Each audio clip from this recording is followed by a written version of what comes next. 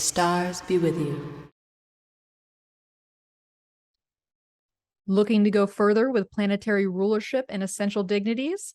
Whether you're a total newbie to astrology or have reached a seasoned intermediate level, my new 4-week course offering, Chain of Command, can take your planetary and house delineations to the next level by working with one of astrology's most important tools in the Celestial Toolkit. In this live and interactive 4-week program, we will meet each Sunday at 11 a.m. Pacific, which is 2 p.m. Eastern, for a 2-hour plus session that starts this Sunday, July 31st. Now, week 1 will have us setting the stage for planetary rulership and going deeper into each planet in its domicile and detriment positions. Week 2 will move on to each exaltation and fall position, what it means to have dignity and debility, and how these signatures realistically play out in the chart, for which we will be using in-person student examples to get some real-time feedback. Now, week 3 will go into looping planetary chains, final dispositors, and mutual reception, while week 4 will end us with a bit of housekeeping as we decipher how these chains of command affect the houses and their ability to carry out their affairs. Sound like fun? Come on down and join us. The course is going to be $200 for the 4 live sessions, which you'll have access to download and keep forever. So no worries if you can't make it live. And we're going to also have a private Discord chat group to ask questions, share insights, and decipher chart examples. To find out more or to register for the course, visit energeticprinciples.com/courses, or just click the link to wherever you're listening to this podcast. We hope to see you in class. All right. I am so happy to welcome back to the program here today. We have Michael J. Morris with us again. After too much time has elapsed, Michael, too much time. I'm so happy to have you back. So great to be back, Mel. It's so good to see you. I'm so glad to be back on the program and to be having this conversation with you today. And if you didn't catch us speak, we were trying to remember when it was. Time is an illusion, or it's becoming an illusion. We kind of remembered that we spoke in 2020, but what was really memorable was actually the conversation that we had. And I believe the podcast was called Astrology and Feminist Praxis. Does that sound right? So. Yeah. And yeah, we had a really in-depth conversation that, of course, touched on those subjects, but touched all around it. And even then, so I remember we were talking about dance in relation to dance and planets, and because you have a background in dance, is that right? I do. Yeah, that's one of my many backgrounds is I've been a dancer for decades, but I also have a PhD in dance studies and spent over a decade teaching in universities in dance departments, but also in women's and gender studies programs, queer studies programs, environmental studies programs, and things like that. So I have kind of an eclectic interdisciplinary background, but a big part of my training and history has been in the arts and humanities broadly, and then in dance and performance in particular. Yeah, and the movement. And now you're involved in the movement of the planets. Indeed. Yeah. So catch us up for, it's been 2 years. What do you have going on now, Michael? What's going on in your life? Wow. So much is going on. A little bit over a year ago, I went full-time in my professional astrology consultation practice, primarily the consultation practice. As I said, I'd been working in universities for over a decade, and that contract ended, and it felt like it was the time to at least try to give my full attention to this work and see how it can grow and how it can develop. I had started my consultation practice in 2019. It's called Co-Witchcraft Offerings, and I share astrology and tarot with people as a way of supporting personal and collective healing and liberation, trying to situate our own personal journeys within the larger context of both the cosmos and the sky, but also the world that we share with others and the way that we're constituted in and through one another, which is, maybe a bit of what we're going to talk about a little bit today. Yes. And that practice has continued to grow and thrive. And every time I open my books for consultations about 4 times a year, and I book up for 3 months in advance, within usually about a week. And so it's been really satisfying to see that continue to grow and support me, but also support the folks that I've been working with. And then I'm doing some writing, always doing some writing for things that are like in the longer term. I did some writing for the Channy app last year or was that yeah, that was last year. That was last year. And that writing will make its way onto the app at some point. And then I'm doing teaching with Kelly Surtees, who is one of my primary astrology teachers and has become my mentor over the last few years. And over a year ago, her online astrology courses had grown to the point where she really needed support in order to address all of the students' learning in a way that felt responsible and felt Yeah. thorough. And so she brought on a couple of her proteges, a couple of people who had gone through her program and her training. And now we're teaching assistants with her and have been for over a year. And it's a really satisfying way for me to continue my work as an educator, as a teacher, which has been such a huge part of my life for so many years, to then bring that into the astrology realm as well. That's some of the things going on. Just some things, Michael's not busy at all. No, No. no. Oh, I love Kelly Surtees. She's one of my Mhm. mentors as well. And yeah, that's well, you have such a rich background. It's like that's such an important aspect to bring into consultation work. I think when you have all those dimensions to your own character and intellectual understandings and worldwide experience, it's really, I don't know. I feel like it niches the practice in a way that is so unique. Mhm.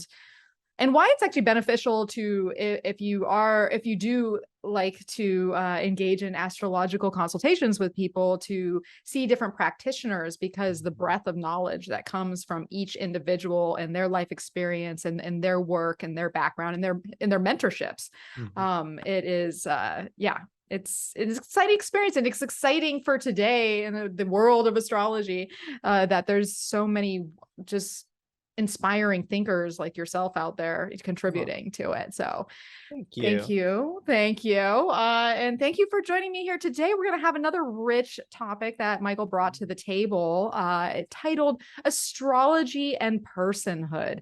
Mhm. Personhood. Tell me what personhood is. Oh, I mean, it's the question of what does it mean to be a person? Yeah. How do we come to be people in the ways that we are? I mean, it also, I think, extends to the question who counts as a person, which may or may not be something we can get into today, but it's Mm, definitely something that has plagued Western civilization, if not global civilization. This question of who gets to even count as a person, and yeah. the ways in which people of color, indigenous people, Black and brown people, but also women, but also queer people have been consistently dehumanized and made to be non-persons in so many ways, and continuing into the present. And so this question of what does it mean to be a person, I really think is at the foundation of how we live in the world. And so another way of saying that is, in philosophical terms, the ontology of personhood, or ontology is a philosophical term which refers to the nature of being. What does it mean to exist? Mm, So the existence of personhood, I think, really creates a foundation of our politics and our ethics. How do we relate to one another? Our ethical commitments depends on what we even think it means to be a person. What are my commitments or my responsibilities as a person to other people? And I think that when we come to astrology, often I think a lot of people come to astrology with, like we probably do with most things, bringing our existing understandings of the world and ourselves with us to yeah. astrology, um, including our beliefs, our philosophical orientations, even things like our identities, who we think we are. And that makes sense. I mean, that we would meet something new, some field or tradition, with our existing assumptions or biases or just understandings and philosophies and beliefs about the world. And also, I think, and this has been my experience having studied and practiced astrology for many years now, that astrology actually offers us the potential to shift some of those existing understandings, or offer maybe a different perspective of what it means to be a person, and to be a person in this world, perhaps, or even our understanding of the world. And so I'm hoping that's what we'll spend some time talking about today, is what are some of the ways, not all of the ways, but what are some of the ways that astrology might offer us particular pathways or avenues into maybe different ways of thinking about what it means to be a person. Yeah, and I think that, oh, go ahead. No, I'm thinking is like how just well timing it is to talk about this during Leo season. When, Yeah. it is kind of a focus on the person or the self Mhm. or the self-understanding or the, kind of the solar identity where we Mhm. are revolving around ourselves to some extent. But we don't revolve around ourselves. We're constantly Right. needing something. And I Right. think that's the big part of what we're going to be talking about here today. Totally. And we could even go down like a whole nother tangent. It's not even a tangent, but a thinking about even the sun itself as like there is this, like, especially in modern astrology, this like deep association of the sun with the self, with the identity, with the ego, with even the individual. And yet also when we think about the sun in our world and the effects of the sun, that the sun is the source of all life, that Yeah. everything is actually dependent upon the light of the sun, the warmth and radiance of the sun, in such a way that at least our experience of the sun here on Earth, which is the basis of astrology, astrology is our understanding or our experience of the cosmos from here on Earth. It's a very situated and specific place-based tradition, and our experience of the sun actually involves this deep interrelationship with that luminosity or with that Mhm. radiance that we might associate with the sun. And so, I mean, that's just one of many different threads that we could pull on or follow in terms of what does astrology offer to our understanding of personhood. And I think it's really important because I think that without doing this sort of, like, we could call it critical thinking or just reflection on what do I think it means to be a person? What do I think astrology offers to my understanding of personhood? Without doing that, I think there's a risk that we actually come to astrology and just use the astrology to reinforce the things we already believe to be true about ourselves or the world. And that could take a Mm. lot of different forms. I mean, I see it in with client work with people who have even just a little bit of understanding of astrology, and they see something maybe that looks a little challenging in their chart in terms of maybe an aspect configuration or rulership of something. And then seeing that they use consciously most often, but also unconsciously, to confirm for themselves what they always believe to be true. I will never be successful. I will always be doomed in love, or something like that. This, like, using the astrology to confirm what we believe about ourselves already, rather than perhaps meeting the astrology in such a way that it opens up who we thought we were or who we think we could become, in fact. That's just like one example of ways in which we might use the astrology to reconfirm our biases if we're not thinking about, intentionally, critically thinking about the ways astrology might actually shift some of our Yeah. beliefs or our understandings about ourselves. Um, Well, because yeah, I and I mean, think isn't the idea of personhood and identity about becoming? Like I hope we so. don't come out of the womb and we're like, this is us forever. No, and yet I mean, that is, I mean, that's one of the things we'll probably talk about today, is the nature of personhood being defined, at least in part, through change, through Yeah. becoming, not being not a static being, but a process of becoming. And yet, especially under the conditions of, I'll pull in the scope very particular to where we live in the United Mm. States, but I think it is true for other places as well. But I'll just speak to our circumstances. So much of what we are conditioned to believe about what it means to be a person, what it means to be human, what it means to have an identity, has been shaped by forces like imperialism and colonization and white supremacy and human exceptionalism and capitalism and heteropatriarchy. And all of those things, many of those things actually reduce us, reduce Mm. the sense of self or personhood to a hyper individualistic unit of consumption, which is like part of the way that capitalism works on and through us, Feeds is like, itself. Yeah. exactly. Yeah. Like you are necessarily limited, and you constantly need to more things, Mhm. more resources in order to continue to be productive, to feed back into the system, et cetera, et cetera. But also the ways in which all of these other systems like colonialism and white supremacy and heteropatriarchy reduce our sense of, not only reduce our sense of who we are or could be, but also depend on us thinking that we are the same throughout our lives. Mm. If you were this gender when you were born, if this is the gender you were assigned when you were born, then you will always be not only that same gender, but that gender in that same way. That it will not change, because if it changes, then some core sense of who you are may feel threatened. That if I'm not the same as I was yesterday or 5 years ago or 10 years ago, then who even am I? And those questions can be quite overwhelming or quite scary if we've never asked those kinds of questions. And yet, I think that astrology gives us a way to not only ask the questions, but engage in ways of, if not answering them, at least under meeting the question, dancing with the question in some way. Does that make some sense? How, It like, did. yeah, Yeah, well, you know what had me thinking is interesting, because we kind of started off talking about the relational component to the personhood and like yeah, engaging with something outside of you to grow and evolve as a person. Um, but it's interesting to have also the reverse reaction of being static as a mhm, person or in a place because of meeting something in the world that's trying to keep you in a position that isn't evolving or moving. mhm, mhm. And like, you know, there's always this either or side of just existence. And we talked about this last time on We when we did. talked about polarity, but also the shades of the circle around it, Mhm, and, you know, talking about that.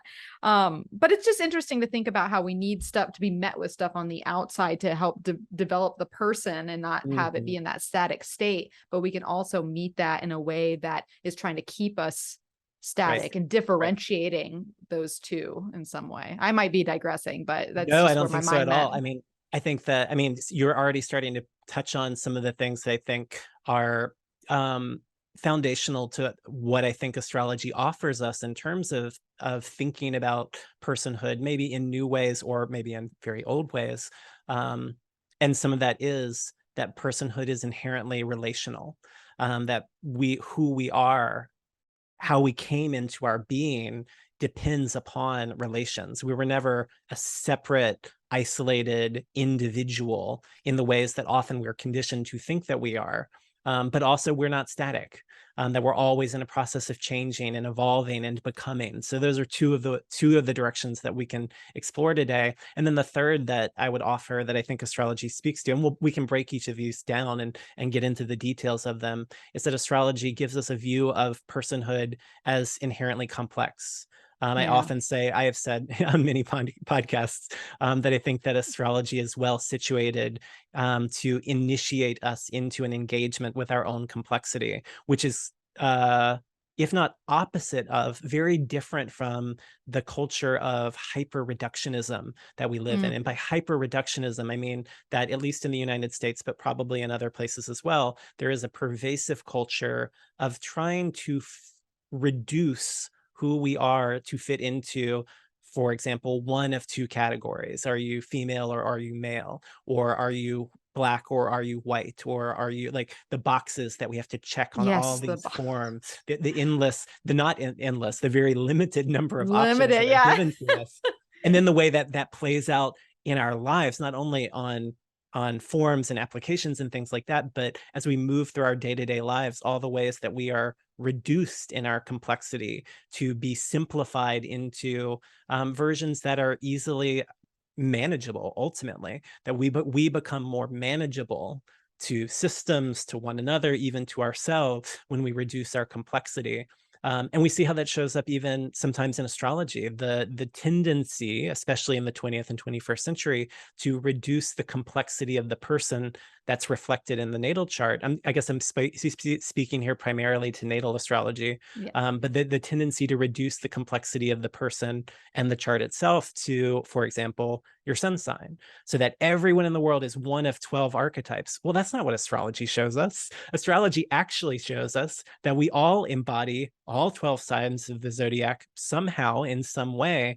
And there's even more than that, because there's also the planets and where they're placed and what they're ruling, what they're aspecting. And that's just the natal chart itself. That's not even getting into the ways in which astrology is inherently a practice of relating to time and the unfolding of time. And so it's those three directions that I would love to explore today. In what ways does astrology reflect to us an understanding of personhood that is inherently relational, that is inherently complex, and that is predicated on cycles of change and becoming, that is not static, that is always in motion and always becoming something else and something more. How does that sound today? Oh, that just sounds wonderful. It sounds That like just a I little of just think that that. sounds wonderful. Well, let's talk a little bit more about the relational component, and bringing Mhm. in these other factors into personhood and what that might look through like through the chart. If we're thinking Yeah. about the astrology chart or the natal chart in specific, where are we looking at those relational components coming in? I guess maybe that's more of like a technical aspect of it more than the philosophical side. It's like, if I was I think looking at a so. chart, how am I relating to people? Or like, No, how am I exactly. meeting Well, things? I mean, what you just said is so important, because this is maybe, I mean, I think this is my bias in the world, but maybe what I'm inviting, what I'm hoping we are inviting people to engage with, especially if they are practicing astrologers or someone who is an astrology enthusiast or someone who even just reads their horoscopes and things like that, is actually those practical, technical um, uh, functions of the system all have implicit philosophical investments. So, in fact, Mhm. as we examine even the most technical things, we can ask, what does this then mean about the nature of life? If a life can be described in these ways, what does that tell us about a life, about a person, about the native, the person for whom the chart has been cast? And there's at least two ways that I think of astrology reflecting the relational ontology of personhood. Again, ontology, that nature of existence. And the Mm. first is very broad, but I think it's literally the foundation of the tradition and the system of astrology, which is that astrology as a tradition and as a practice is predicated on there being some sort of inexplicable relationship between the movements of the cosmos and our lives here on earth. That it's never only this is your life, your isolated interior universe, or somehow it's astrology is predicated on this correlation of celestial bodies and their motions with our terrestrial lives here on earth, such that everything in the chart is not an isolated thing. It is a Mm. relationship between my life and the placement or the movements of the moon, or the placements and the movements of Mercury and Venus and the sun and Mars and Jupiter and Saturn and so on, that each of those symbols in the chart we understand not as a thing that is separate from me, but as descriptive of an archetypal force or presence or power that is always in relation Mm. with the life that I'm living, such that I can look at the movements of those symbols in our two-dimensional representations of the sky. Or, I can go outside at night and I can look up at the sky and be like, there's Saturn. And that Saturn over there that I see in the sky, I understand as a relationship, not as something separate from me, but something that I come into being. That's what the birth chart describes, is this moment that you come into the world, that I come into the world and then live out my life always in these countless relationships with the planets and other celestial bodies. I work a lot with the asteroids, for example. So it's not only the planets, but the planets and the stars and the asteroids and whatever else someone might bring into their practice. All of those things are actually relations. And what would shift in our engagement with astrology, but also in our engagement with ourselves, if we understood that from the start and in an ongoing way, we are always in these inexplicable, inescapable relationships. For me, I it's like, oh, good. Oh no, I'm inspired by this because it's like when you're in a relationship with something, we like to think about, if I'm thinking about Venusian terminology, if you're in a relationship with something, we're hoping that there's an equality there. There's a give and take, there's a back and forth. Mm. And a lot of times, you can look at a chart, and especially if you have a difficult relationship with a planet, you might think that that planet's dominating you, or you're under the thumb of that planet, versus having this, I want to say a dialogue, maybe, maybe if that's Mercury, but they're having this back and forth, we are in this together type of thing. And we have an inherent relationship that is built within my sense of personhood, and what that is. And I'm jumping ahead of myself to the cycle portion, but that relationship then evolves over time through that. But I guess what I was inspired by there was to kind of calling your power back in the relationship that you have inherently with these planets, and that you're not just doomed by their presence if it is a difficult connection, or always blessed by it either if it's a seemingly easy one. Like there's an engaging in relationships, you have to engage, you have to show up, you have to continue to relate in order to extract whatever that connection is there for you to extract from. I think that's right. I mean, that makes me think of at least two more things. One is just that, I mean, even as you were describing that in terms of the various ways we might experience the relationship and engage in the relationship, part of what underneath all of that is the reminder that we are always living in these relations, which means that we're never actually alone. So even when the relationship might feel challenging or difficult or uncomfortable in some way, or ecstatic and full of pleasure and joy, whatever the quality of the relationship, underneath it is this deep, deep lesson from astrology, which is you were never in this alone. What would shift in how we live our lives if we moved through the world with an ongoing awareness and consciousness of that inherent, inescapable relationality? I'm not in this alone. I never have been. I never have to be. I never will be. I'm always in these relations. And then we can engage in the qualities of those relations and ask, what is it that unfolds for me in that unfolding of time? What is it that unfolds for me or with me through this relation? And it's almost like it's hard to talk about sometimes because of the nature of our language, in English at the very least, which is the only spoken language that I have access to.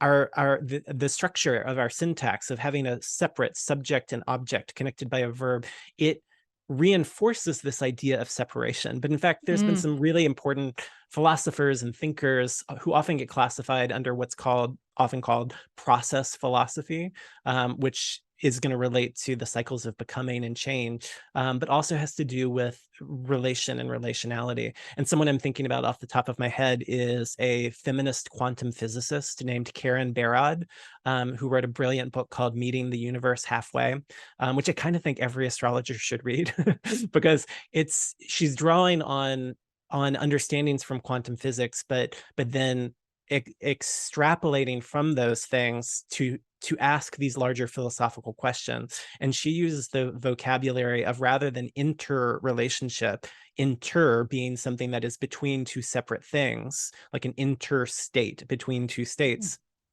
She uses the language of intra relations. Intra is within something. So rather than I am a thing and Venus is a thing and we're in a relationship between us, the language of intra-relation would offer that the relation comes first.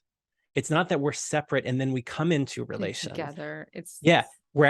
we start in relation, and then we understand essentially difference. What makes me, Michael, and that planet Venus, what makes that difference is not separate. It's always already in the relation, which is like if we're not used to thinking in that way, I think it takes some practice to get, I mean, I know it has for me, to get out of the idea of like, although, I mean, personal disclosures, I think I've said this on at least one or two other podcasts. I was born a conjoined twin. So, Oh, and then we were separated 4 days after we were born. So what? actually, I think I'm somewhat predisposed to think about the relation coming first. That like, How even though interesting. it took many years to catch up with that, intellectually, I think somatically, physiologically, I Yeah. understood that the relation came first, separation came after relation. And I think that's true of our understandings of personhood, that this sense that we're separate from, for example, one another, or from the earth, or from our bodies, or all these ways in which we're cut off from one another. What if that came after the fact that first we were in relationship, we were in relation? I don't know. That is fascinating. That's a Thanks. well, and I mean, that is a very unique circumstance to come into the world, of Right. course. Not many people can say that. No. But when it comes to the idea of relation and then separation, we could even look at it as just being in the womb itself, Right. because you come Exactly. in, Yeah. attached to something else and feeding in a symbiotic relationship that grows and nurtures the person to be in personhood on the other Yeah. side of the birth. And so it does, Yes. I mean, I guess it starts that way for everyone. And Yes. you had a party of relation. You had mom, you had the twin, you had Yeah. I love that. I mean, I think that's so smart to bring in the real experience and also metaphor of the maternal connection in the womb. What if you extended that metaphor a little bit to think of that as in some way analogous to our relationships with the planets, that Mhm.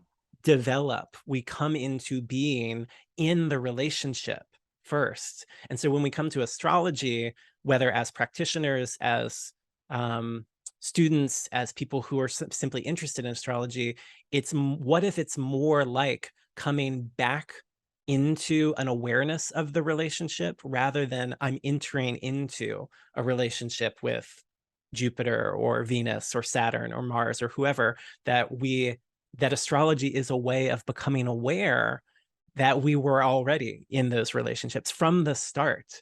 That's the premise of natal astrology, I think. It is. They're all in us. We have a Yeah. planetary party just dancing around, in us since day one. Yeah. And it's easy to look at that as separate when, like you said, we look outside and we see the planet in the sky. And it's like, you're over there, you're affecting my life. You're doing this now, but Right. but we have all those inside of us, and just not forgetting that. And it's I of course I go straight to the relationship of just the sun and the moon too, when we Exactly. think about obviously, when we think about the sun, I think the sun, as we kind of already touched on a little bit earlier, is sort of that point of Mhm. personhood. If we're going to like go to a place in the chart and be like, you might be my person, you might be who I'm trying to be or whatever. But there's always that relationship with the moon reflecting back Mhm. to us what that is, and how the luminaries are inherent in the spirit and the soul of the individual as well, and how that plays out over time, how that plays out in the natal Mhm. interaction. And so yeah, it's just there's these relational aspects in the Mhm. chart, but Yes. also in the outer world, right? I mean, Yes. that's the thing too, is it's like we're talking about the natal chart here, uh but then that's the beauty of the natal chart. It's like you can see everything that you're going to encounter. It's not about just what's in within you. It's, Right. turn the chart. You're going to see where the friends are. You're going to see where the partners are. You're going to see where the boss is. You're going to see where, the coworker, it's all there. And Yeah. then we meet that on the outside of the world, which is part of the relational process and interacting with those archetypes too. Right. Absolutely. Yes. I mean, yes, exactly. The starting point philosophically for astrology is that we're in relation with the sky, with the cosmos, with the Yeah. planets, with the asteroids, etc. And then, exactly as you said, when we look at the chart itself, it is already also a map of relations. There's kind of different tendencies in different traditions of astrology. I think more in the 20th, 21st century astrology, which largely gets called modern astrologies, different astrologies that happened in the modern era, there is more of a tendency to look at the chart as this is all me. This is all descriptive of different parts of my psyche or different parts of my experience of who I am. And I think that that's valid. I think that there's ways in which the chart can speak to us that way. And also, when we go back to more ancient forms of astrology, specifically, I study and practice Hellenistic astrology, which is about 2,000 years old. So if we go back to the origins of the so-called Western natal astrological tradition, we see that, and this does carry through into modern astrology. I don't want to paint it as if they're so diametrically opposed to one another. But once again, relation. Yeah, it's a question of emphasis. I think that in the ancient astrology, there is more of an emphasis that the parts of the chart that describe you are, or the native, are the ascendant and the ruler of the ascendant.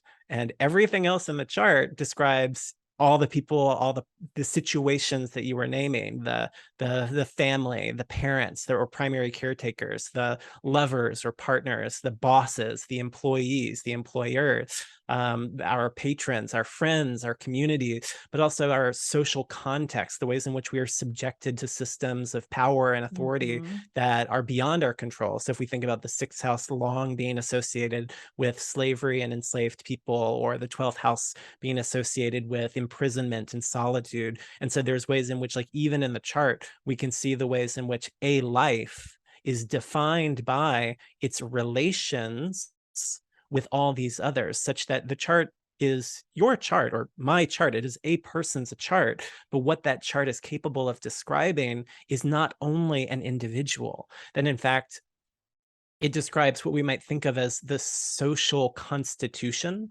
of the subject or the person. And that's language that comes out of critical theory and philosophy. Specifically, I came to that language through the work of a feminist philosopher named Judith Butler, thinking about the ways in which what it means to be a person is already defined by those social relations from the very start, such that as you come into the world, you are given over to the hands of another who will hold you or not hold you, feed you or not feed you, specifically when you cannot do those things for yourself. And that continues throughout our whole lives, such that even today, even in adulthood, we might repress this idea of our inherent dependence on others, but someone grew your food that wasn't you, probably, even if you have your homestead all by yourself. The resources that went into all of that, all of our food, our shelter, our educational experiences, our infrastructure of our cities, where does your water come from? How does it get from where it started to where you are?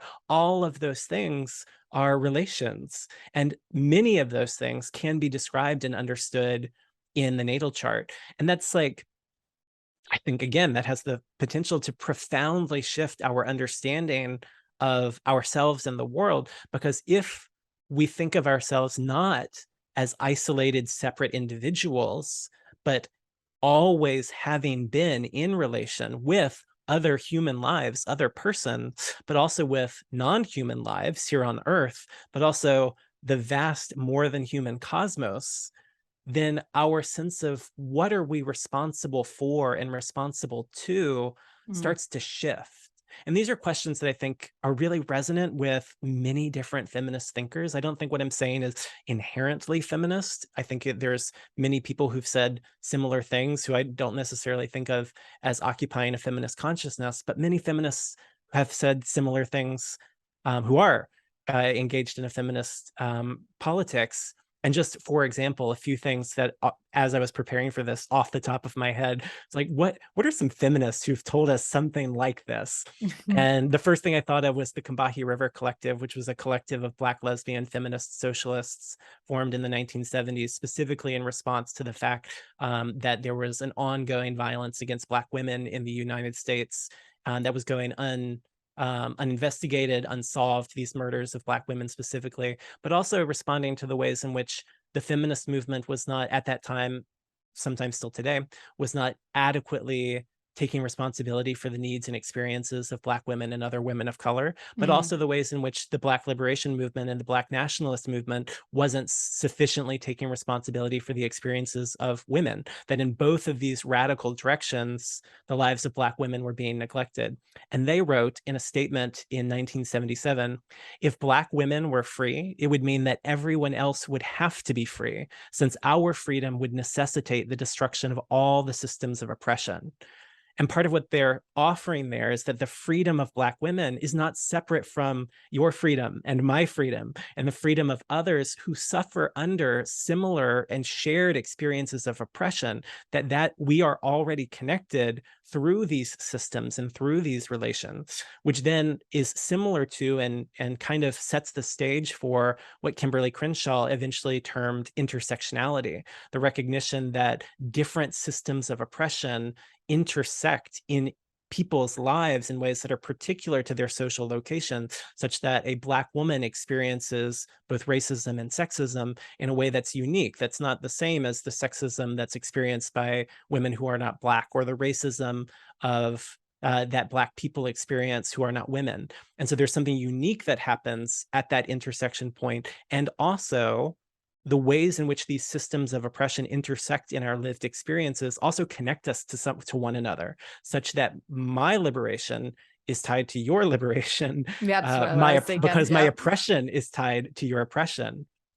And Fannie Lou Hamer, much earlier, said famously in many of her speeches, nobody's free until everybody's free. Yes. And Audre Lorde wrote, I am not free while any woman is unfree, even when her shackles are very different from my own. And I am not free as long as one person of color remains chained, nor any one of you.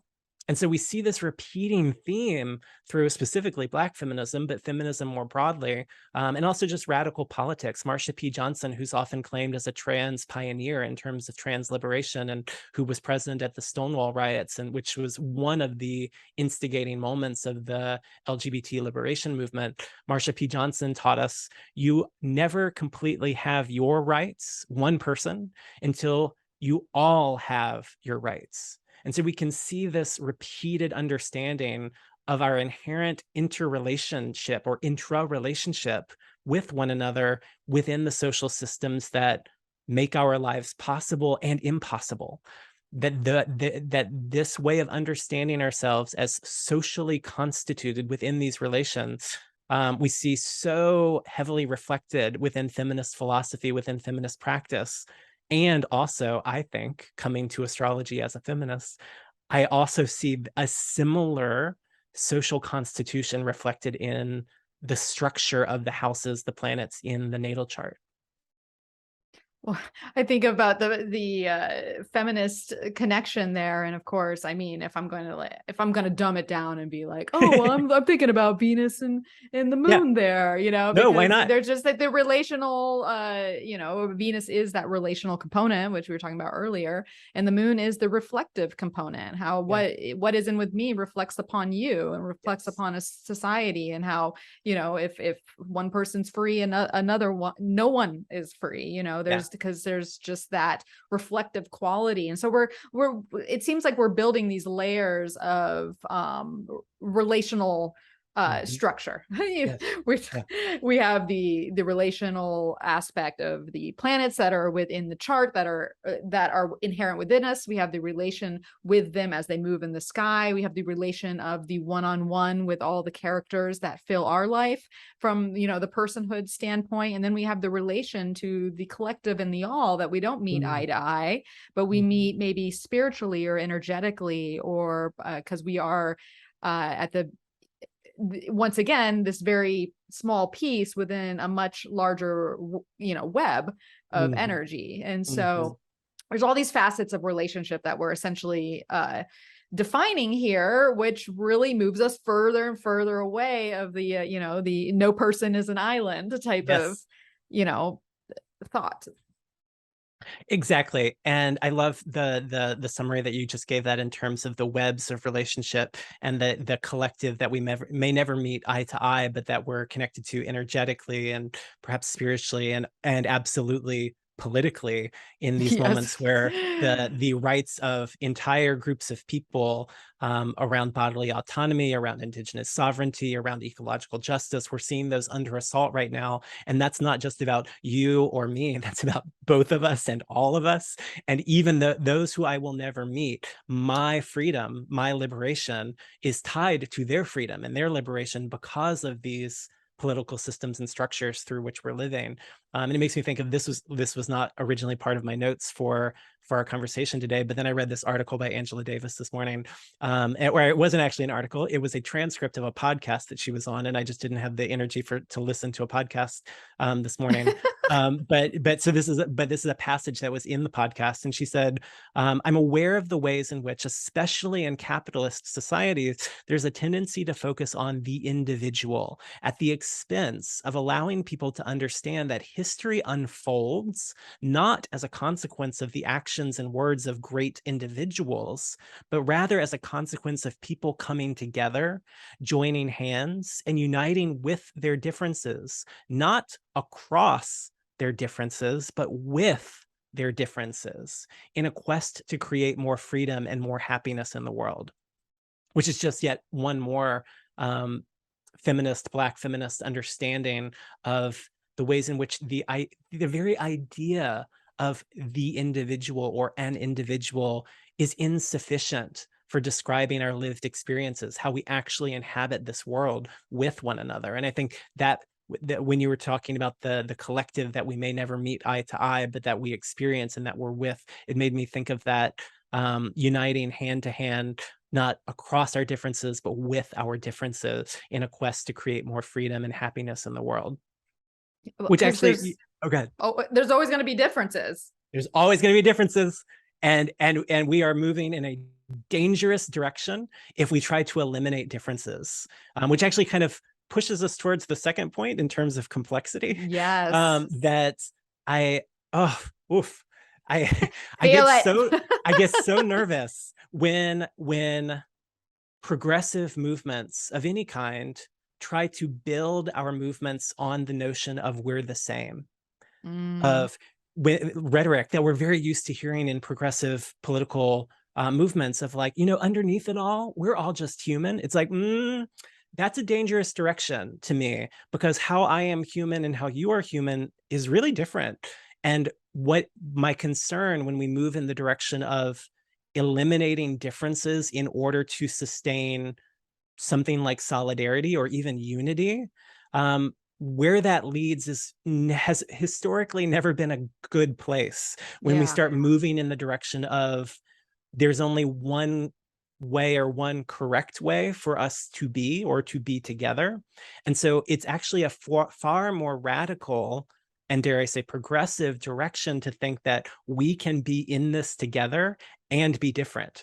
In fact, it might be necessary for us to be in this together and be different, which I think pushes us towards the direction of in what ways does astrology actually attest to our inherent complexity, the resisting. Go ahead. So I'm just going to say real quick in relation to what you're saying, because I'm still coming back to Venus. It's like, unity is essentially the compromise of difference.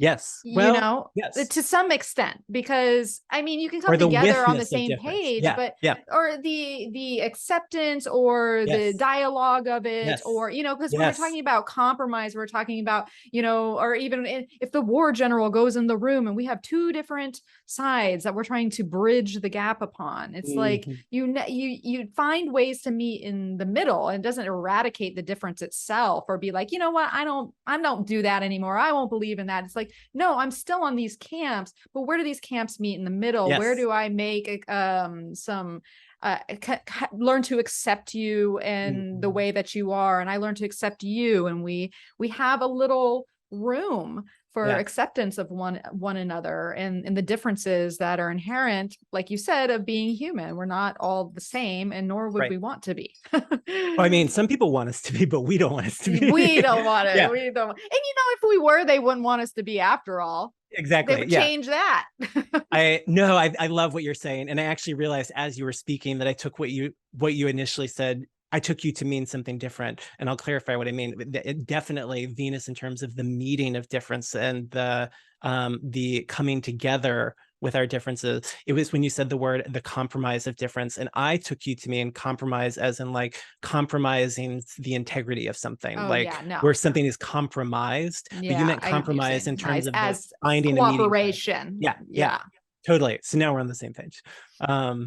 Yeah, and what that allows for is preserving one another's differences. It also allows for preserving our own differences, our differences with one another, but also with ourselves, which maybe is like a big thought, but it's part, I think it's implicit in the idea of complexity, this idea that I was never only one thing. I was never even two things. I was already a multitude.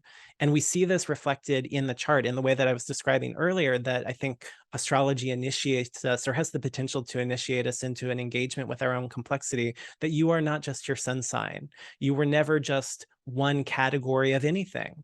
So what happens if, as we look into our charts or look at our charts, if we engage them with a sense that everything we see is actually at bringing more nuance and detail and subtlety into the unique specificity of the life that one lives or that we live, rather than I'm looking at my chart with a sense of like, well, Taurus ascendant, all Tauruses are fill in the blank. Like, It's like, I mean, it's like, it's a thing where I have such an active practice of muting folks on Twitter, not because I don't want them to be into the world.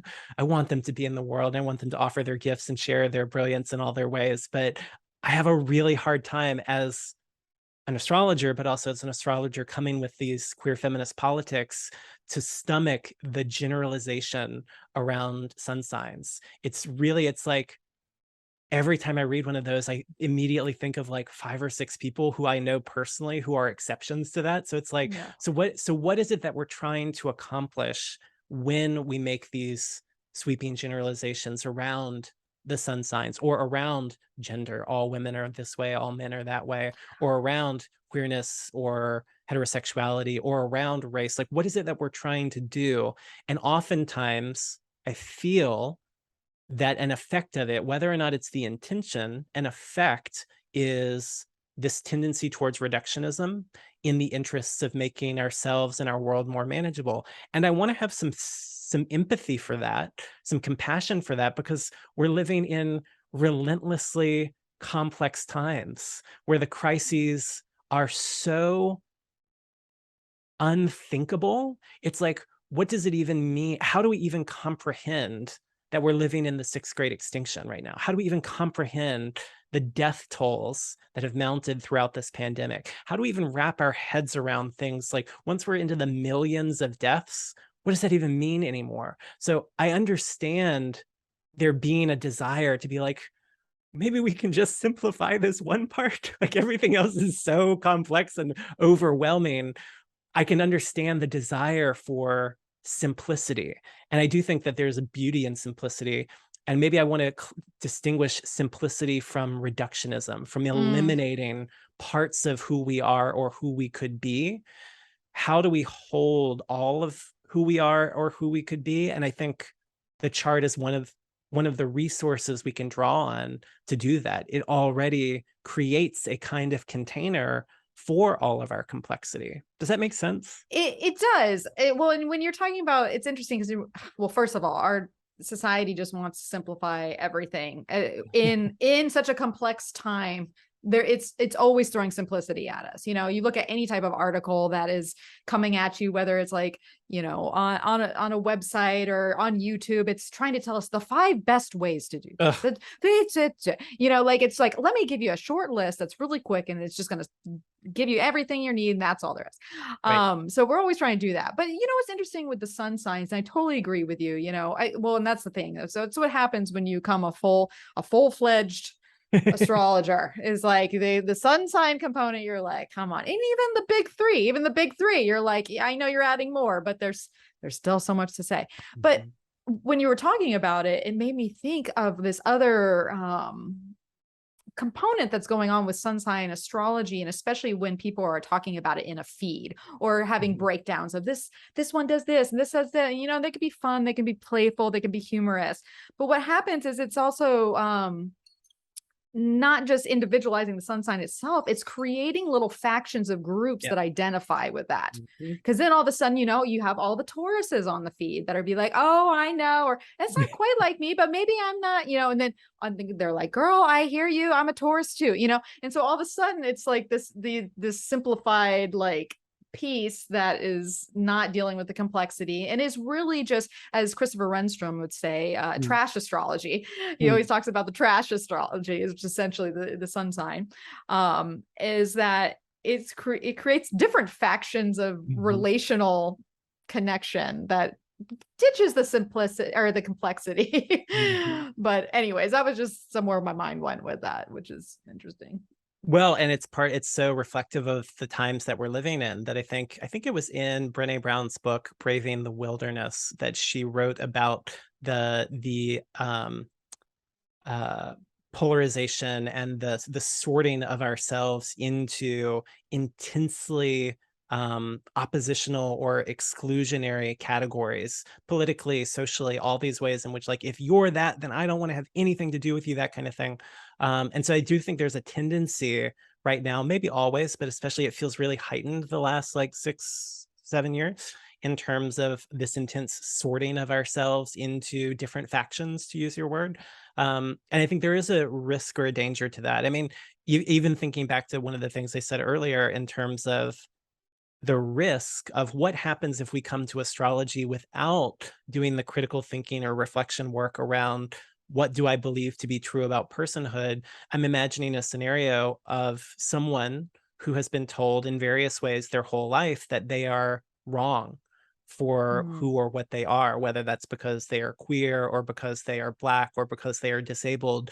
And what happens when that's been the message for who you are your whole life, and then you come to astrology and you see some shit post about Geminis or Scorpios, and then that reinforces the like, but it's worse. It's like, now it's like, wow, that actually made me really emotional for a second, and in a compassion way of like, I'm imagining my clients coming and saying, I read this thing on the internet and it proved to me what people had told me my whole life, that I was wrong. And then I saw, in fact, like, I'm a Scorpio and I am wrong. I have been bad this whole time.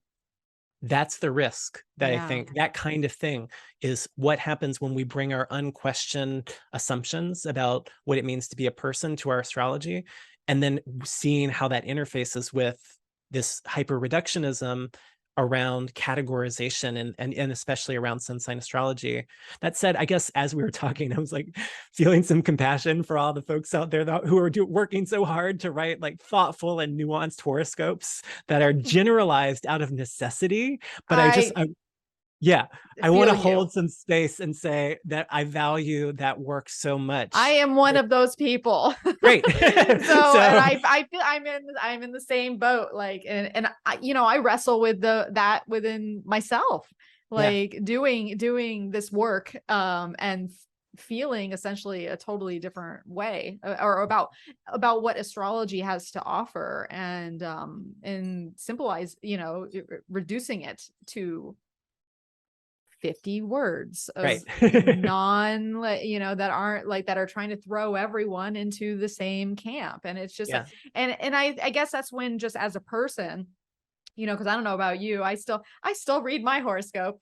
Same. I mean, by certain people, not all of them. But even then, I read it and then I totally forget about it. Like, I'll be like, then I'm like, well, I don't know, and then I'm like, oh, that could be a little, and then I totally forget about it. And it's like, and there's some part of it that as people, we have to come to that stuff with a grain of salt, and like, and this is about getting the message out, right? I mean, essentially what we're doing here today is like, this is going to be out there. Sun sign astrology is not going away, but there's a great complexity to it, and it is meant to be entertainment than it is, well, especially when it's not breaking people down, because that's, we don't want to engage in that. We don't want to engage that in the feeds either, because I know exactly what you're saying, where all of a sudden, and it's, I love that you brought up Gemini and Scorpio, because it's literally like the two signs, which is my rising and my chart ruler. So I'm like, excuse me, Yeah, I have Gemini You know? moon, and I had a client last week who, right at the start of the session, said something along the lines, this is paraphrase of, I know I don't, God, emotions are close to the surface today. That's it. Um, I Means know it's I don't real. have a, yeah, I know I don't have a good chart. And I was like, you have 4 dignified planets. What do you mean you don't have a good chart?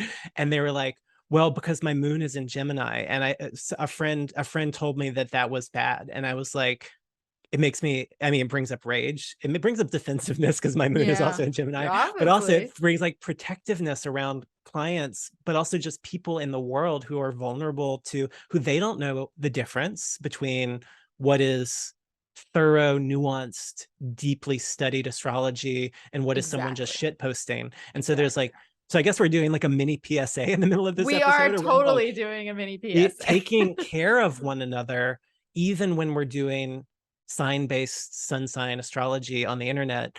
And I guess maybe my kind of like additional little PSA there is like, as you said, like you write horoscopes, I read horoscopes, like we both read horoscopes. And for folks to know, especially if they're not deep into a study of astrology, that it's not that the horoscope isn't true, but it is only ever going to possibly be part of the story. And that gets us Yeah. back to the complexity. How do you read your horoscope knowing that it's part of the story, but that there's a much bigger story going on that's more specific and personal to you? And maybe one way that's like an in-between step for there, and this is totally a personal bias coming from Hellenistic, more traditional astrology, is if you're going to read horoscopes, read for your rising sign rather than your sun sign. And Amen. great, good. We're on the same page on Yes. that. Yes. It's more Yes. likely to be resonant if you read for your rising sign. And maybe we don't have time to explain why that is, except for it has to do with how the house But system is set up. put But it in like, your yeah, pocket. yeah. It is. Go to the rising sign, go to the rising sign first. It's not that the sun sign won't be reflective, because there No, is, derived there's truth houses. in the Yeah. solar, Yeah. the solar chart. But if you want to be more accurate, if we're looking for the small piece of accuracy that we're not going to take as the broad truth to our Yes. existence in Yes. that moment, go to the rising sign, because Agreed. yeah, that's funny. I was the poor Gemini moon. We think about Gemini and just like the communication. If someone Yeah. tells them something, that's going to go straight to the heart, or the emotional, or the insecurities that the moon can have. And so just reading that, oh, it breaks my heart. But it's no one. Let me do a quick little PSA. Yeah. No one has a bad chart. No one has a bad chart. No I one. agree. I've never seen a chart that I didn't think was beautiful in its ways. And And exactly. yeah, So we're back to the complexity of it, right? back to the complexity. And what are and then how do we engage with that complexity? And I think actually that the way that we engage with the chart reflects, or even could be, a practice for how we engage with ourselves. Yeah. Are we approaching the chart looking for evidence that I'm bad, or that I'm wrong, or that I'm doomed? Or it's like, and then if that's true, what is your self-talk like?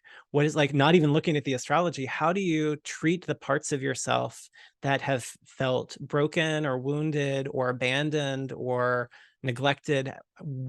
In what way might our practice of relating to different parts of the chart be a practice for how we relate to different parts of ourselves? And then to go back to the relationality component, also how we relate to other people in our lives, other relationships. If you have maybe a challenging configuration with Saturn in your chart, and you are practicing looking at your chart in engaging in that relationship with a sense of judgment, or feeling oppressed by that in some way, how does that then reflect how you relate with that planet in your day-to-day lives? So there's something about, like, we become what we practice is part of what I'm pointing to, is like how we practice looking at the chart and making meaning of the chart amplifies in all kinds of ways in our lives, and in how we experience ourselves and how we move through the world. I think we become what we practice is a quote from Adrienne Marie Brown, actually, it's either from Pleasure Activism or Emergent Strategy, but it could be a good pivot into cycles of becoming, Cycles of of becoming. we become what we practice. That's right. It's to throw in another little quip with that. It's like what you focus on grows. Like Yes, exactly.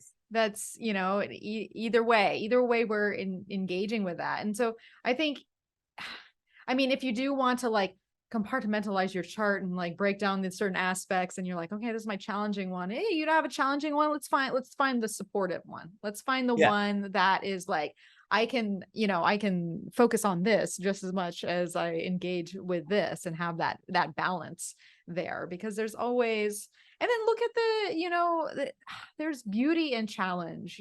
Yes. So it's like, life is not easy, people. I'm just gonna go, not that everybody knows that, but we forget that. We think we're like, oh, if we have this, and it's like, oh, I have to deal with this, and or I have this square, and it's like, you know what? Squares get things done. Yeah. Squares make great people. Squares, debilitated planets are Mhm. underdogs that rise to the top because Mhm. you've had to go about it a different way and get clever and have strength.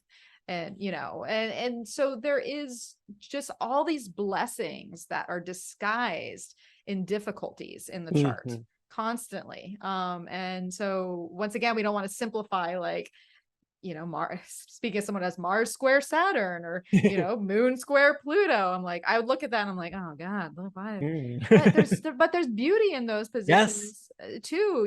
Like, I can stick with it. I can get, there might be obstacles, but I'm going to get it done. You know what? I have intense emotions, but I can come with that and understand that within other people. Like, Mhm. there's so much beauty in the challenge, I guess. And Totally. the challenges keep coming to us, and so do the gifts and the blessings, right? With the Right. cycles. Yes, exactly. Well, and as we move toward the thinking about these cycles, I love what you're saying in terms of life is not all easy, and there's even a way in which we can be reductionist towards what looks challenging. And I think it makes me think of something. This was sometime in 2022, but a few months ago, I was talking with a student in one of Kelly's classes. And oh no, maybe that was last year. Maybe that was in 2021. It doesn't really Time matter. is an illusion. Someone asked the question. Um, when we see challenging things in the chart, does that mean those are areas of life we should avoid, or that the universe is directing us away from those things in some Mm, way? And I said, well, that's a huge philosophical question about yeah. like what you think astrology even is or does, or how it works, or is this causation or correlation or something else? Like there's lots of layers in that, but I can offer you my biased opinion on it, which is that some of the most meaningful experiences of my life have been some of the most difficult and challenging. Yeah. That no, I don't want to avoid what is difficult, because sometimes what is difficult is what allows us to come into a greater understanding or embodiment of ourselves. Sometimes the struggle is what allows us to be free. Angela Davis writes that. Mm. I mean, she's quoting a song from the Black freedom movement in the mid 20th century, but freedom is a constant struggle.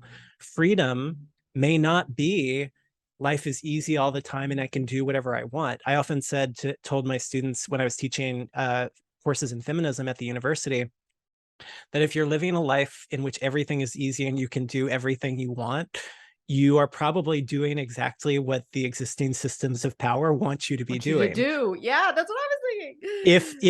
if if you experience no resistance in any Yeah. direction, it's probably because you're doing exactly what they want you, not they as individual people, but these systems Systems. want you to be doing. That it's when we veer off the path of least resistance, it's when we move toward maybe greater authenticity or greater desire or greater freedom or greater solidarity with others who experience various forms of oppression that we don't ourselves experience. Then we meet resistance, then we meet struggle, then we meet challenges. And yet those experiences are part of what makes it worth being here. What what I would ne- I w- I'll speak for myself. I would never want to live a life that was entirely capitulating with existing systems of oppression. I would never want to live a life in which my ease, which we can call privilege, is sustained by the ongoing marginalization, oppression, and subjugation of other people, their suffering.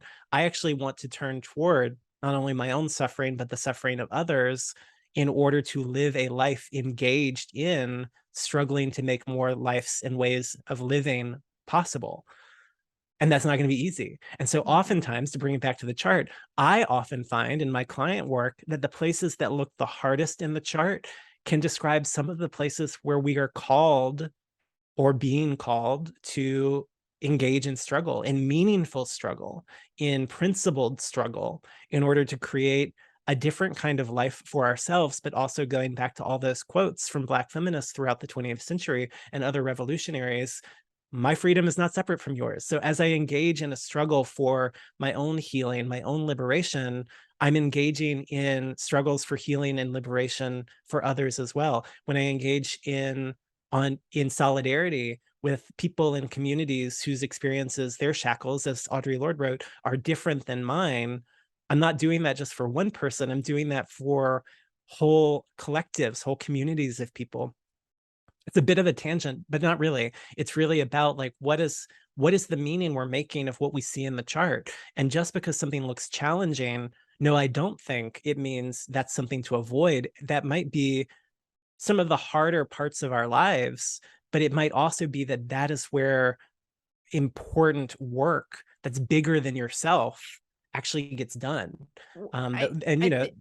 The life I just changing. think that's, the life-changing work. And I think you're touching on a very, very, very important point, because it's, I mean, how often do we hear it's like the thing that you resist is the most important thing that you need to do. Yes. Right. Yeah. And it's like when we have that resistance there, and once again, we're probably going back to we're encountering a square, whether that's in our chart or by the cycles, like you have a difficult square come to your chart. It can be frustrating. There's going to be resistance, even opposition. I mean, there's different layers. There's so many different layers. I don't want to like reduce it to just one particular type of aspect, because there could be combinations of aspects or natal aspects interacting with the transit aspects or the progressions, etc. But I'm encountering that right now in my life, and I've countered it so many times. It's like you resist it, and it takes so much effort to actually resist it than it is to call to the challenge to what you need to do, and maybe suffer a little, or put yourself out there, or engage with some fear, or try something that is not comfortable, that asks you to engage with something new. Because once again, we're coming back to the relational component, because if you step out of that and you challenge yourself, you're relating to something different in your life, whether it's a person, whether it's an archetype, whether it's whatever. There's a different relation because it's not comfortable to your current existence of what you've experienced thus far. And so once again, we come back to meet something in some way, shape, or form. Well, and in that process, as we engage with whatever that person or situation or archetype or quality is, when we meet that, more becomes possible, even if that experience itself may feel challenging. Simply by moving in that direction rather than another direction, or simply continuing in the way that we had, more possibilities become available to us. And I think that's really inherent to this view of astrology describing personhood as cycles of becoming, that astrology is intrinsically an interpretation of many simultaneous cycles unfolding over time. And it gives us a view of ourselves as processes of becoming rather than as static beings. So it's this shift in, as I mentioned earlier, in process philosophy, from being to becoming. And one of my favorite quotes about becomings, it's a few sentences, but it's not too long, comes from a feminist philosopher named Elizabeth Gross, who writes, quote, "Everything, every process, every event or encounter is itself a mode of becoming that has its own time, its own movements, its own force. These multiple becomings both make and unmake. They do up and they undo.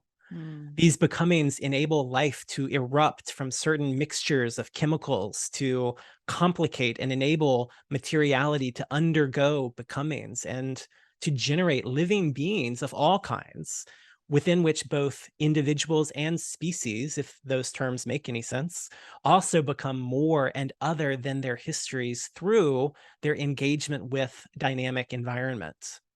She goes on, each of these becomings is a mode of transformation of the actual and the present according to virtual forces that emerge from within, meeting forces that surround and enmesh things, events, and processes. These becomings are individuations, which is not the same thing as individualistic, individuation, something becoming more particular, more precise, more specific. Processes of the production of things, processes that transform states of matter, processes that enable and complicate life. And so, end quote. And so inside of that, we get the inherent complexity of becoming, because as things change, more possibilities become available, more potentialities become enlivened. And so when we move away from the idea of something as static, of ourselves, of what it means to be a person, as static and as and unchanging, we're actually engaging in more and ongoing complexity through these cycles of change. And I think of all the ways in which this is reflected in astrological work, like especially that passage where she was talking about becomings both make and unmake. They do up and they undo. And I was thinking about all of the secondary progressions, or all of the transits, or all of the annual profections, or the solar revolutions or solar returns, or those are the techniques that I use, or the zodiacal releasing periods, or what are techniques other people use, solar arc directions, things like that. Like all these timing techniques that we use in astrology are ways of understanding that this thing that we're looking at, this process that we're looking at, that we call astrology, is always in motion, is always changing, is always developing quite slowly in most of these techniques, which is something that I think also there's a wisdom in that we should learn, that even the most even the things that signify the most abrupt or unexpected change, like a Uranus transit, for example, like takes years. So it's like, so nothing in astrology is truly sudden in the way that we experience things in capitalist time. So everything moves quite slowly, but it is changing. It is always changing. It is always in a process of becoming. And if that is true about the astrology, and if it is also true, as we said earlier, that I always have been and always am in a process of relationship, of being in relation with this changing cosmos, then it must be true of me as well, that I am also in a constant state of change and becoming, all of these overlapping not countless, maybe countless cycles of becoming, with each transit, with each progression, with each perfection, and so on, that all of these things together is this movement of ongoingness and withness, with on the being with the becoming, with the ongoingness of the movement of the cosmos is, and that's part of how we might understand what it means to be human, what it means to be a person. And I think all this is so important timing to even engage with and settle into, as we are in, I mean, when this episode airs, we are in a very, potent time of fixed energy coming to, eruptions and shifts and cuts and activations, and, and we're all going, in some areas of our life, we're having these disrupted experiences in very stable and comfortable positions. And this has been going on for a while. So I love when you're like, it's a slow change, like, and sometimes, you know what, sometimes you have something that happens to you really fast. If you lose someone in a tragic way, or all of a sudden you get fired, or, sometimes life hits you like that.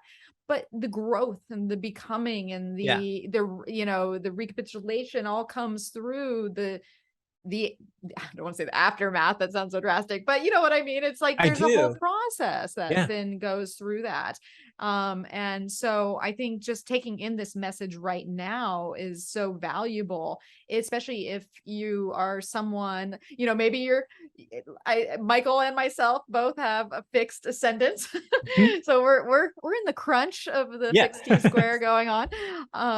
But it can be hard for the people with such placements to move and to become into the change and to accept it, and see the blessings in it, right? We're talking about Mhm. the challenge, that movement and occasional suffering and growth and pushing upwards, or disintegrating within to can Mhm. really just benefit your life in a way that needs forethought. And I think that's Mhm. kind of like what we're talking about here a little. I Mhm. love one of the things that you wrote in our outline here was turning, rather than beings, were becomings. Yeah.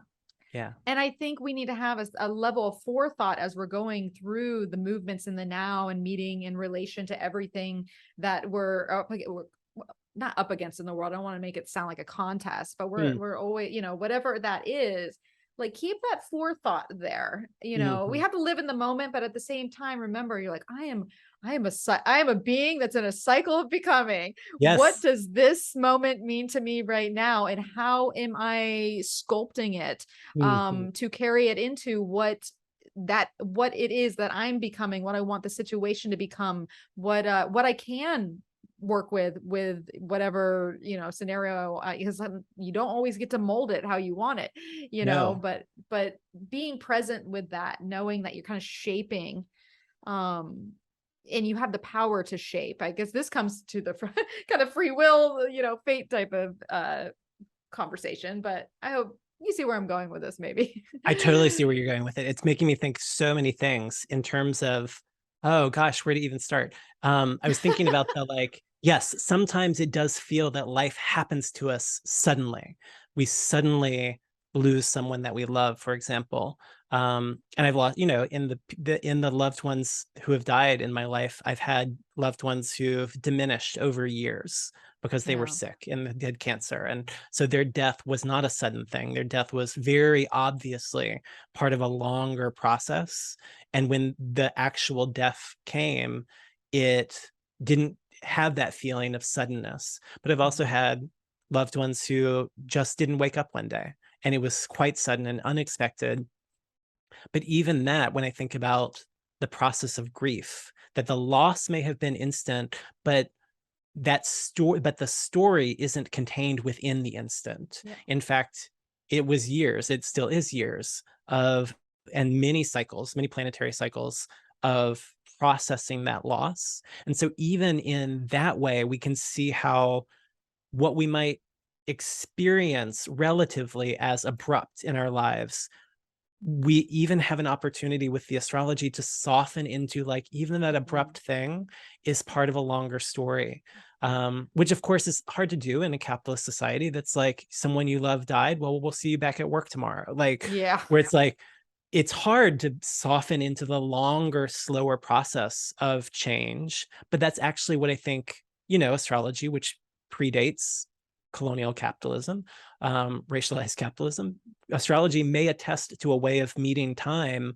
that's quite different than that, like get over it, get back to work, get back to as you were, no change can have happened. And there's no Yes. process or time for that change. That's part of something that came up as you were talking. I also loved when you reflected on the like I am part of this longer cycle of becoming. It made me think of Alexis Pauline Gumbs, who's a Black feminist thinker, writer, love evangelist, fantastic, one of my favorite people on this planet. And she talks about, as other folks have, but specifically she talks about the non-linearity of time. And she says, this is going to be paraphrased, I don't have this quote in front of me, but she says that part of what, for her, what it means to be present is that everything and everyone is available to her in this moment.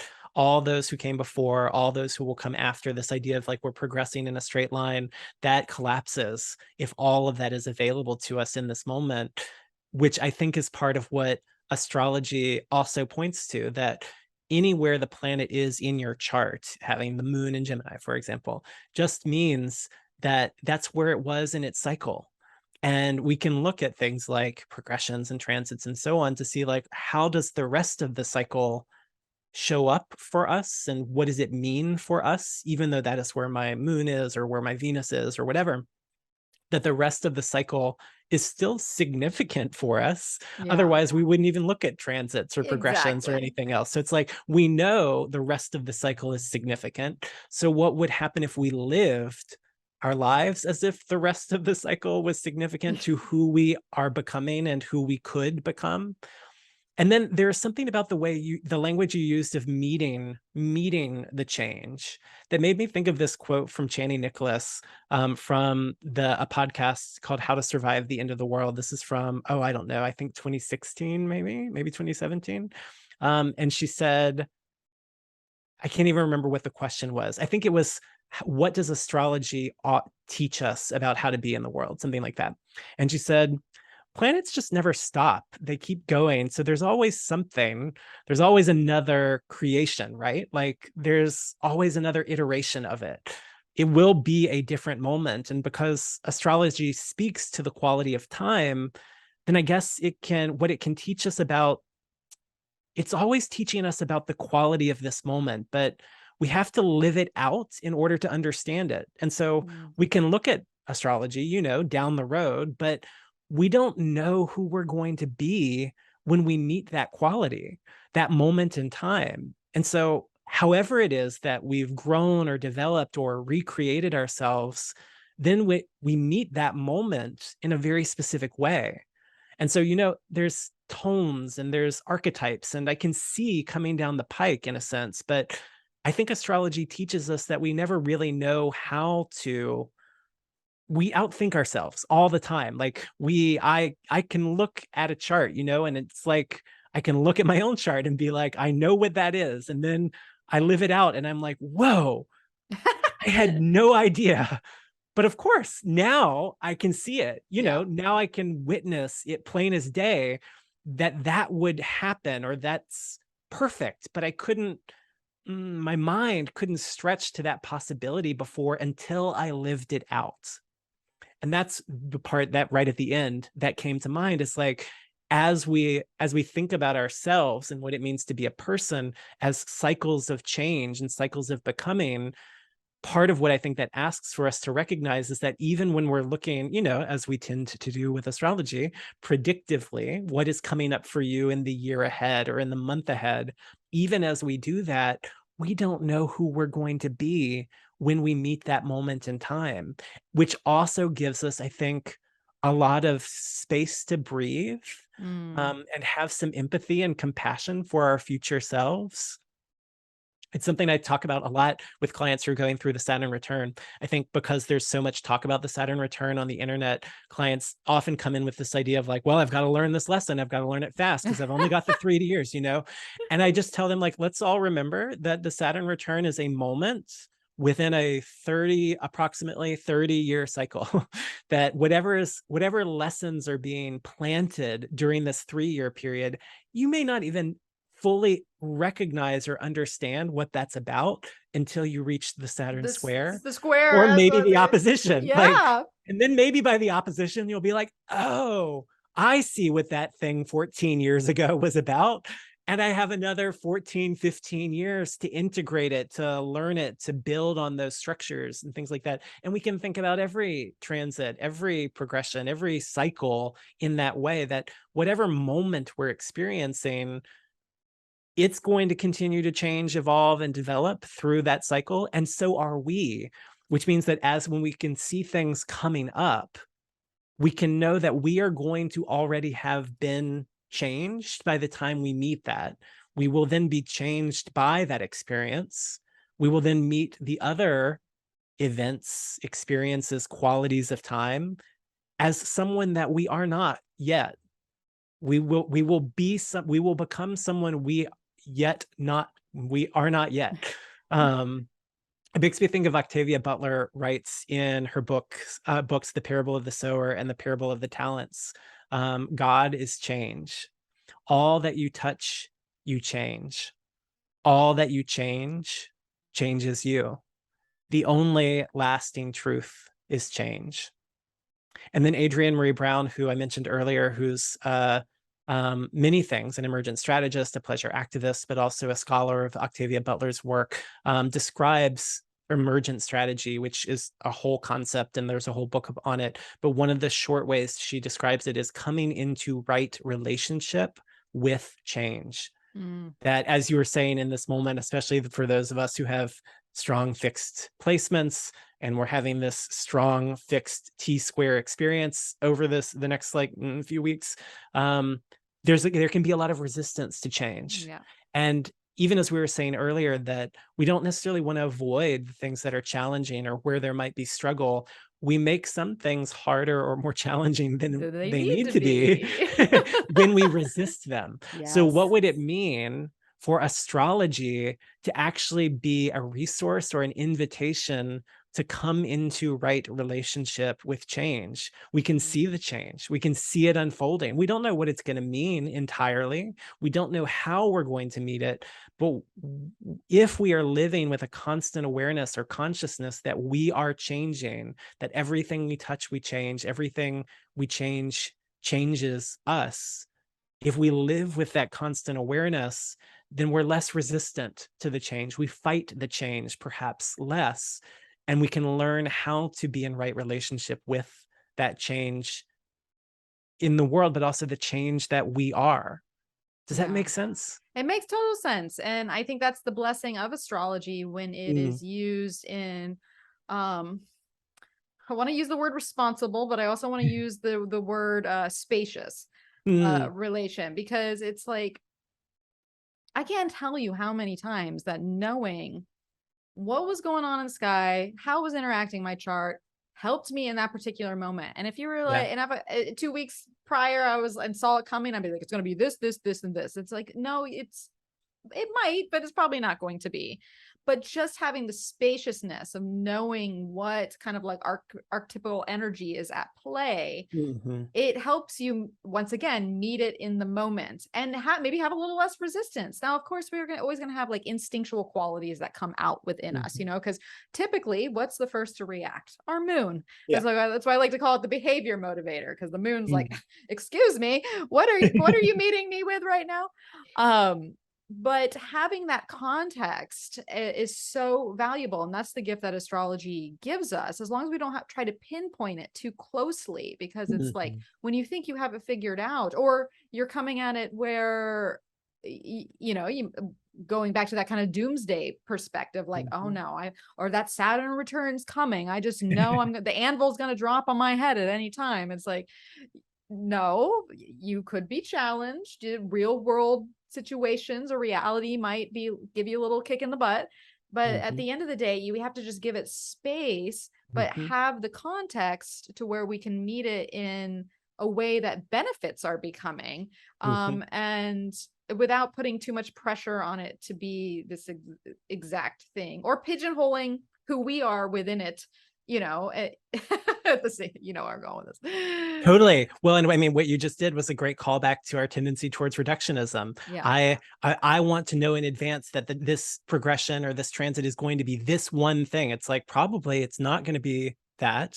Or even if it is that, it will probably be 3 or 4 other things as well. That Yeah. astrological symbols, and the archetypal qualities to which they refer are often, I've used the language to describe them as multivalent. They often, if not always, describe more than one thing. So yes, the moon is the behavioral motivator, and also the moon might be our capacity for mothering.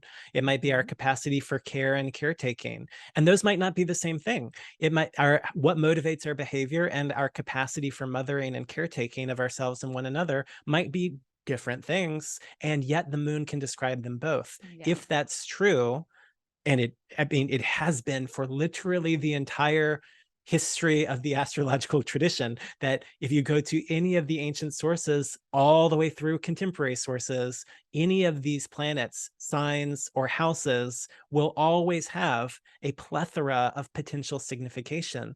And in fact, many of those significations will be brought in with each of the activations that we experience through timing techniques, but also in our natal placement. So knowing that, then can we resist that urge to reduce the transit or the progression or the perfection year or the whatever else, or our natal placements to like, it's only going to be this one thing. And if we allow it to be more than one thing, more than one process, I actually, even that language again, it's not a thing, it's a process. It's something that's unfolding. Yeah. If we can relate to that process or unfolding in that multivalent way, then are we also potentially practicing relating to ourselves in our ongoing changing, in our ongoing becomings through a similar sort of multivalent way? I can be multiple, if not many, processes unfolding at once. And that feels to me somatically like what you were describing as that spaciousness.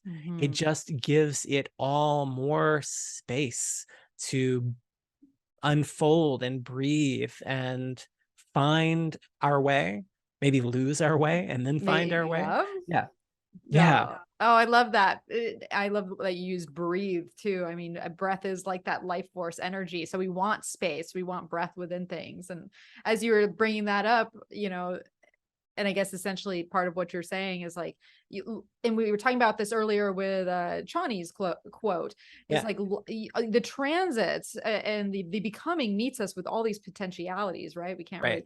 really pinpoint our finger on it, but we then meet those many potentialities with our own multitude of potentialities, Right. like, Ugh. so yeah, it's like there's so many ways this can go, and it gives us, in that spaciousness actually gives us freedom, Mhm. and it gives us choice, it gives us, yeah, it just gives us potential. And isn't that just a much more wonderful narrative to, Yeah. if we're going to attach ourselves to something, then pigeonholing it to this, or it has to be that, or I'm afraid of this, or this is coming my way, or I always act like this. It's like, pull it back. We have that free will just at our fingertips at any Mm. moment. We just have to Mhm. recognize that, slow down enough, give ourselves enough space to interact with life that way. And Yes. so, yeah, I like it. I'm like, Me and with too. all my transits going on right now, I'm like, let me just, Mel, remember that. Yep. Remember, give it skills of space. Yeah. Yeah. So now have we covered our, I feel like we've covered our cycles of becoming. Yeah, I think You had so. some wonderful conclusion Aw, questions for us to sit with, right? I As did. we kind of wrap up some of the things we said here today. Exactly. And it's just, these are just offerings if folks who are listening want to integrate some of this thinking or some of these ways of feeling into their astrology or just into their living. So the first question that I thought of was, what would change about how I move through the world if I did so with an abiding awareness of my inherent relationality, complexity, and becoming? And then how can astrology be a practice of relinquishing investments in individualism, reductionism, and sameness? How can we allow our astrology to not reproduce those deeply socially conditioned tendencies and instead allow our astrology to do something else other than um, investing in more investments in individualism, reductionism, and sameness? And then finally, what kind of world becomes possible with these understandings of personhood as relational, complex, and changing? And how can astrology be part of co-creating that different world?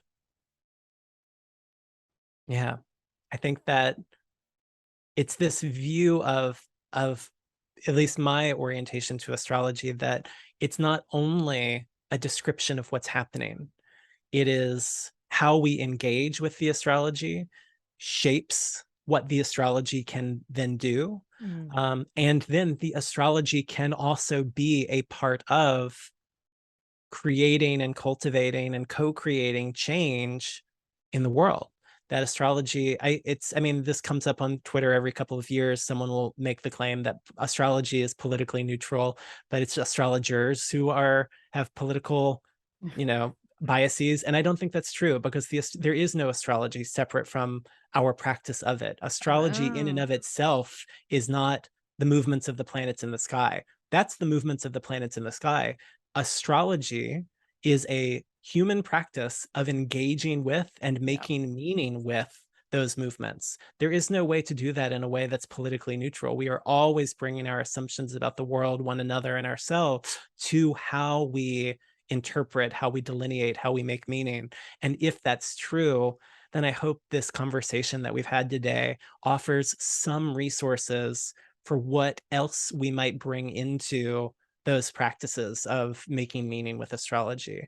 And then by extension, how that astrology then can then be part of co-creating a different possible world, a world where, to use some of your language, where there's more potential, more freedom, more capacities for freedom in the ways that we engage with our own potentialities and the potentialities that are made available to us through the ways that we meet the moment as it arrives. I love that. I know, breathe. Mhm. I think that was a great wrapping up point, and Mm. I just want to play on just real quickly, just emphasize the just remembering that's inherent within astrology, is that we Mhm. make it what it is. Yes.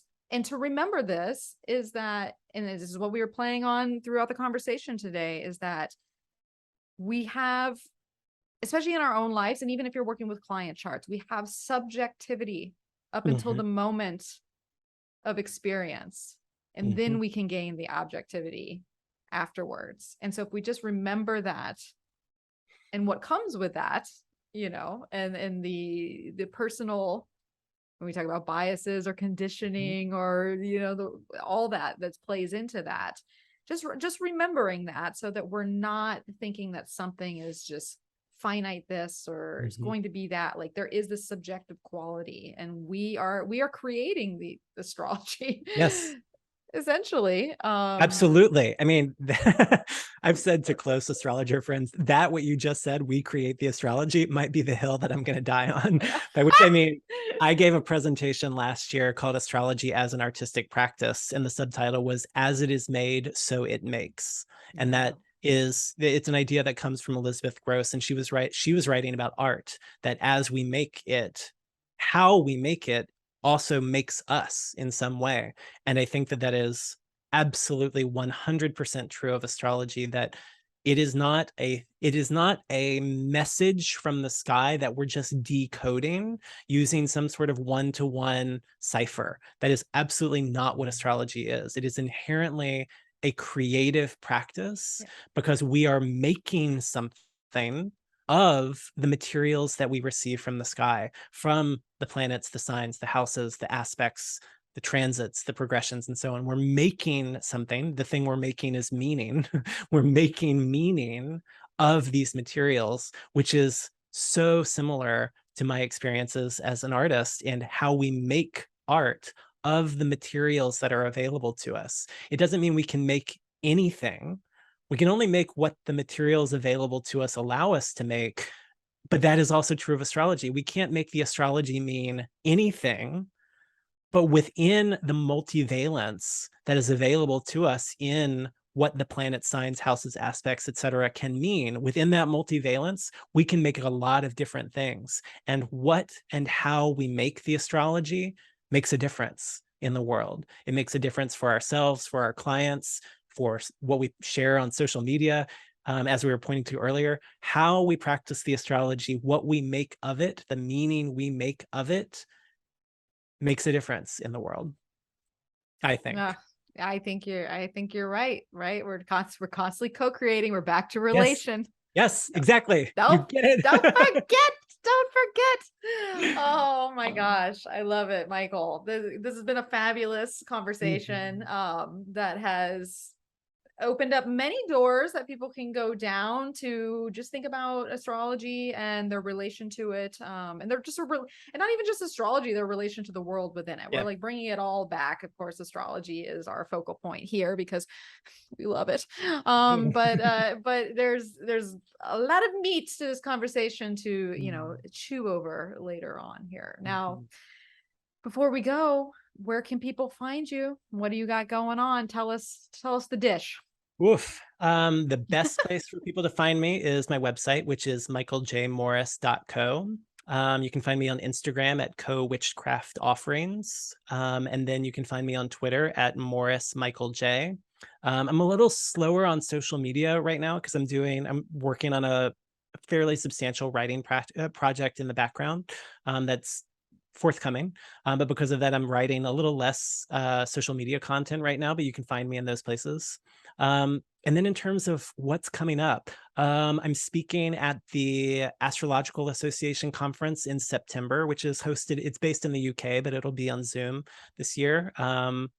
And I'm giving a workshop for AFAN, the Association for Astrological Networking, also in September, which I'm actually speaking to something that you were pointing to earlier. I was asked to talk about, and I will be talking about cross-pollination in astrology, how important it is to, in addition to our astrology, to bring our other experiences and interests and backgrounds into the astrology, that our astrology actually gets better when it is in relationship with other disciplines, other fields, other bodies of thought, other communities of practice. The astrology gets better. And there's so many examples of people who are doing that in this field. So I'm giving that workshop. I think it's the last week of September. And then I'm giving a workshop with the Aquarian Organization for Astrologers in October. And all of the dates for all of that will be on my website. And if you want to be informed about when events like that are coming up, get the dates, get the registration information. And if you want to be notified when my books are open again, I will open my books again in September for October, and I'll book for October, November, and December at that point. Get on my mailing list. You can join my mailing list on my website. It's at the bottom of every single page. There's a place to join the mailing list. There's also a link to it on the link tree on my Instagram. Wonderful. So there's a lot of opportunities to engage with Michael coming up here. So definitely go check the website out. And of course, you can come to my website over at energeticprinciples.com, and I'll have Michael's information there as well. You can find me on Instagram at Energetic Principles. And I will say, I don't know if you've been dealing with this, but I have an imposter right now. Oh, totally. Every week. We're all dealing with this. So just one more PSA. If either one of us ever reach out to you telling you that we have a message from the universe from you, we don't. Not us. We might, but that's not us. No. Don't fall for it. We will never solicit you for money or readings on social media. I think that's definitely true for me. I think that's true for you too. 100%. That would never happen. My Leo planets would not accept that. There's too much pride. Yeah, I always tell people when the imposters start coming up again, because it happens. It's like these cycles. It's like cycles. I'll go a few weeks without any imposters, then a few weeks where there seems like there's a new one every couple of days. And I just tell people, I actually have a little highlights on my Instagram, story highlights that kind of walk through. Here's everything you need to know. The biggest thing is always check the spellings. Like that, most of these imposters, they make like a subtle, like they add one letter or they add an underscore or something like that, which is how people end up getting tricked. And so just always check the spellings. If you know you already follow us and someone messages you or adds you from a different account, that's a clear indication that this is an imposter, a scammer. And then if someone reaches out to you asking for a reading or money on social media, that's definitely not us. All of my booking for anything happens through my website, and it's always initiated by the client. I'm never going to reach out to someone and say like, hey, do you want a reading from me? My books stay full. It's like you find me. I'm never going to come hunting for you on social media. Those are some of the things I can think of off the top of my head of what, just to keep yourself safe. Because I have had people message me and after the fact who did get tricked and ended up sending money to some stranger. And it's like, I'm so sorry that happened to you. And so it's about people protecting themselves as well. Like if something seems off at all, just take care of yourself and make good choices and know that it's not us. Yeah. It's, if something feels off, it's probably because it is. Yeah. And unfortunately, fighting to have Instagram be a safe space is difficult. And it's a lot of work for the people that are being impersonated. Like we have to go through a lot just trying to it shouldn't be this hard. And really, I'm gonna put a call out into the universe right now because I've thought about it. This story needs to come out somewhere. Someone needs to do an expose on the Instagram scammers. The LA Scammers, Times, because the LA Times they? did one last year, but I don't think it got big circulation because I think like in the grand scheme of the news cycle, Oh yeah, astrologers on Instagram is a relatively it small was concern. very, very But small. but I was pleased that at least LA Times did that. And I think Vice did one sometime this spring as well. So like it's slowly getting there. But yeah, more awareness is really, I think, the only way it's going to change. So anyways, just PSA.